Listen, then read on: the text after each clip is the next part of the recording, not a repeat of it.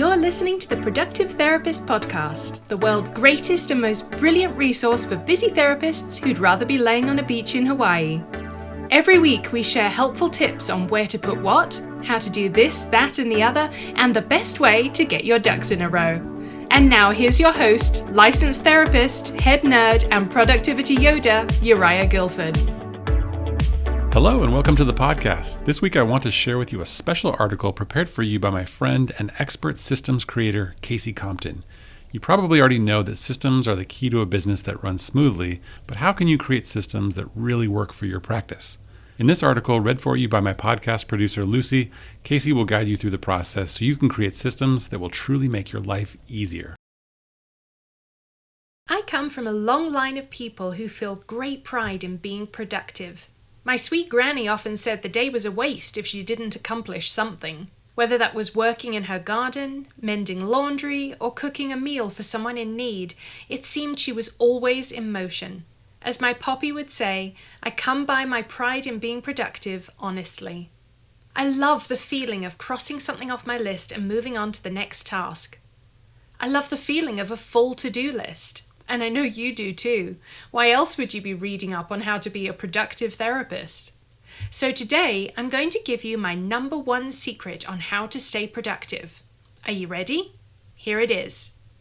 Strong systems are the key to a healthy, productive business. Even if you don't realize it yet, you already have systems in place for every task in your practice. My goal today is to show you how to document those systems, then how to streamline and automate them so that they are strong enough to stand on their own. Let's dive in. Step 1. Unpack your kitchen. If you've participated in my Systemizer school before, you've likely heard this story, but it never seems to get old for me. If you're anything like me, kids' birthday parties stress you out, especially if you're the one throwing the party. I know, this veered hard to left field and you're not sure how this connects to systems. It does, I promise. Stay with me here.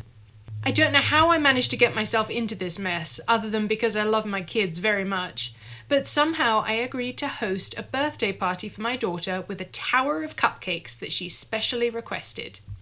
All was going according to plan until I started looking for my tiered cupcake stand so I could display all those gorgeous cupcakes. I looked in its regular cabinet, and what did I find? Well, it wasn't a cupcake stand. It was a frisbee. My dog's frisbee, in fact. Y'all, I kinda snapped. Months ago, my husband had hired this sweet old lady to be our housekeeper. She's precious, but she couldn't clean a lick. And this sweet, sweet woman had destroyed my kitchen system. So I snapped, just a little. I opened all the cabinets, took every single thing out, and spread all that mess on the kitchen floor until I found the cupcake stand. I made piles, things to throw away, things that needed to go somewhere else, and things that needed to be reorganized and put back in the cabinets.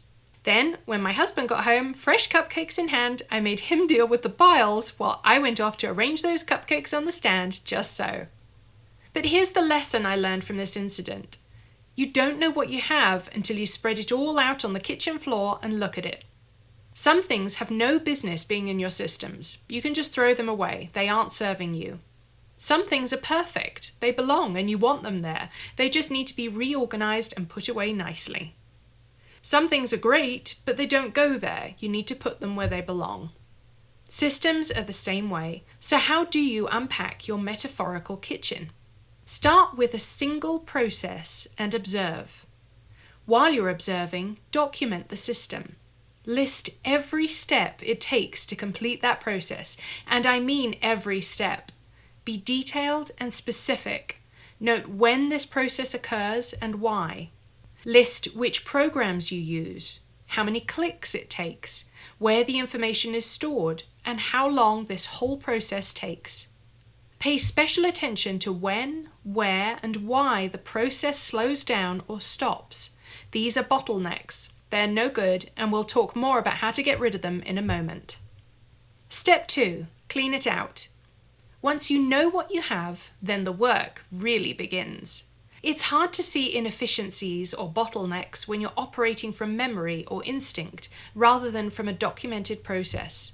So now that you have documented your process, See if you can spot those places where you could get the same result in fewer, simpler steps. I encourage you to try and cut your process in half. We call this streamlining. The goal is to have systems that are lean and flexible and easily scalable. You might cut steps by finding a shortcut or by deciding that some steps are unnecessary. Your goal is to eliminate half the steps, but any trimming you can do is a win. Really challenge yourself on this. If you feel like you aren't objective enough to challenge yourself effectively, have a partner or a friend sit down with you and challenge each piece of your process. You or they will ask these questions about each step. Why do you do it this way?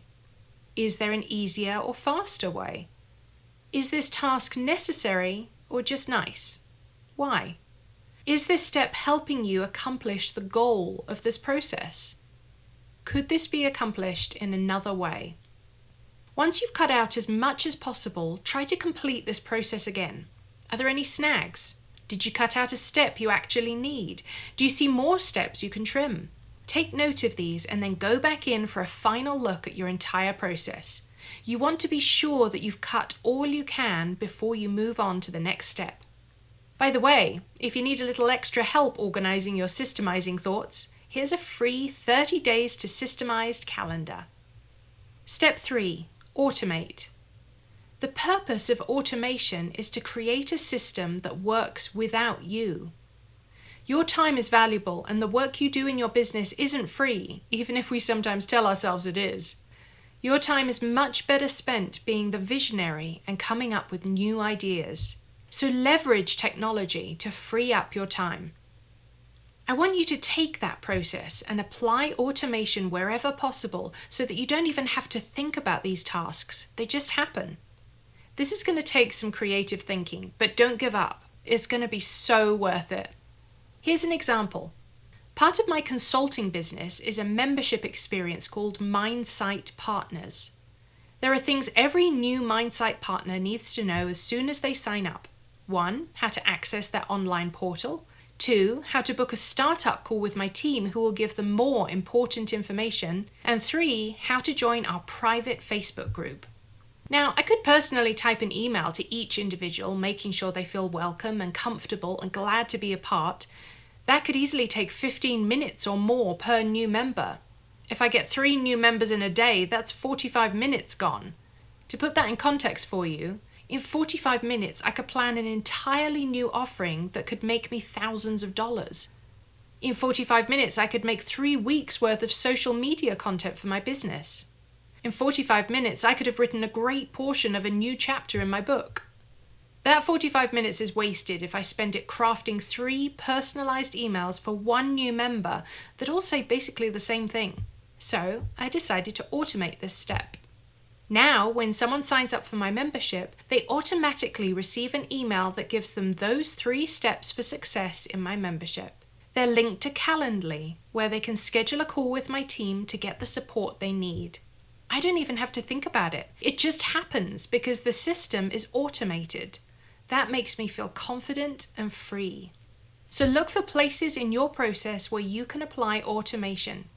Be creative and do your research here. There are no wrong answers as long as your client information is secure and you can rely on the automation to perform consistently. Wrapping up, I hope the tips above inspire and help you begin to document and automate your systems. If you feel like you could use some more help to create order and efficiency in your practice, here are some tools I've developed to help business owners just like you. My new book, Fix This Next for Healthcare Providers, is available for pre-order now. On my website, you'll find everything we have going on and 3 incredible freebies. In September 2021, we will be starting the much-anticipated next class of Systemizer School, the 8-week class I developed to help business owners document, streamline, and automate their systems. I hope some of these tools and resources will help you as you start to systemize the processes in your practice, and I know they'll help you become an even more productive therapist. Thanks, Lucy, and thanks so much to Kacey Compton for creating such a helpful resource. You can check out her Systemizer School by clicking on the link in the show notes. Creating systems that work is really the lifeblood of any successful business, so I hope you're able to apply some of Kacey's advice. Thanks so much, and see you next time on the podcast.